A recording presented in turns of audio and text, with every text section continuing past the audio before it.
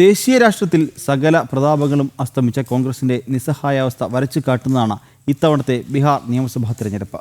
ഒരു കാലത്ത് സംസ്ഥാനം ഉള്ളം കൈയിൽ പന്താടിയ കോൺഗ്രസിൽ നിന്ന് പ്രാദേശിക പാർട്ടിയായ RJD വെച്ചു നീട്ടിയ സീറ്റുകൾ ഭിക്ഷ പോലെ സ്വീകരിക്കേണ്ടി വന്നു. രാഹുലും പ്രിയങ്കയും പൂർണ്ണമായും തഴയപ്പെട്ട തെരഞ്ഞെടുപ്പ് കൂടിയാണ് ബീഹാറിലേത്. വോട്ട് ചോരി ആരോപണം ഉന്നയിച്ച് തെരഞ്ഞെടുപ്പിന് 2 മാസങ്ങൾക്ക് മുൻപ് രാഹുൽ ഗാന്ധി ബീഹാറിൽ ഒന്ന് പയറ്റി നോക്കി. എല്ലാവരും കരുതിയത് മോദിക്കെതിരായ പടയൊരുക്കം എന്ന നിലയിലാണ്. എന്നാൽ രാജ്യത്ത് സ്വന്തം ഇമേജും ബീഹാറിൽ 10 സീറ്റും ഉറപ്പിക്കാനുള്ള പെടാപ്പാടാണ് രാഹുൽ പെട്ടത് എന്നതാണ് സത്യം. അത് അക്ഷരം പ്രതി ശരിവെക്കുന്നതാണ് പിന്നീട് കണ്ട കാഴ്ചകൾ.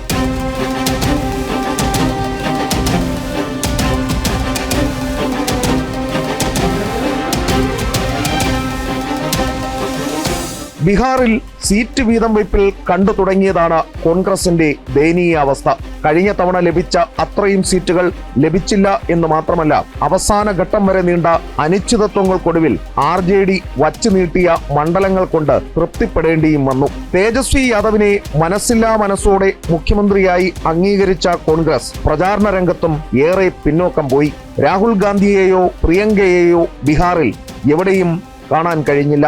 ഏറ്റവും ഒടുവിൽ 1ാം ഘട്ട തെരഞ്ഞെടുപ്പിന് ദിവസങ്ങൾ മാത്രം ബാക്കി നിൽക്കെ പേരിന് കോൺഗ്രസ് നേതാക്കൾ സംസ്ഥാനത്തെത്തി.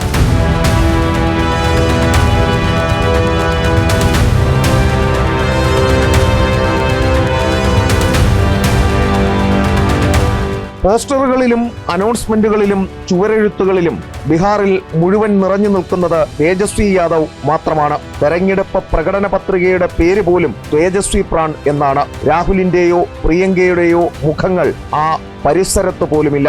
അതേസമയം തേജസ്വി യാദവിനും ഈ തെരഞ്ഞെടുപ്പ് നിർണായകം തന്നെ. രാഹുൽ ഗാന്ധിയെ പോലെ പൊളിറ്റിക്കൽ നെപ്പോക്കിഡാണ് താൻ എന്ന എതിരാളികളുടെ പരിഹാസം തേജസ്വിയെ വേട്ടയാടുന്നുണ്ട്. 2020 തുടക്കക്കാരന്റെ ആനുകൂല്യം കിട്ടിയെങ്കിൽ 2025 തേജസ്വി അത് പ്രതീക്ഷിക്കേണ്ടതില്ല. ലാലു പ്രസാദ് യാദവിന്റെ നിഴലിൽ നിന്ന് പുറത്തുവരാൻ തേജസ്വിക്ക് കഴിഞ്ഞിട്ടുണ്ടോ എന്നത് ഈ തെരഞ്ഞെടുപ്പ് തീരുമാനിക്കും. അത് സാധിക്കാത്ത പക്ഷം കുടുംബ മഹിമ കൊണ്ട് കഴിഞ്ഞു പോകുന്ന രാഹുൽ ഗാന്ധിക്ക് ഒരു പിൻഗാമി മാത്രമായി തേജസ്വി യാദവും മാറും. അത് 2027 നിയമസഭാ തെരഞ്ഞെടുപ്പ് നടക്കുന്ന ഉത്തർപ്രദേശിലെ മറ്റൊരു പൊളിറ്റിക്കൽ നെപ്പോക്കിഡിന്റെ നെഞ്ചെടുപ്പ് കൂട്ടുകയും ചെയ്യും. എസ് ശ്രീകാന്ത്, ജനം, ഡൽഹി.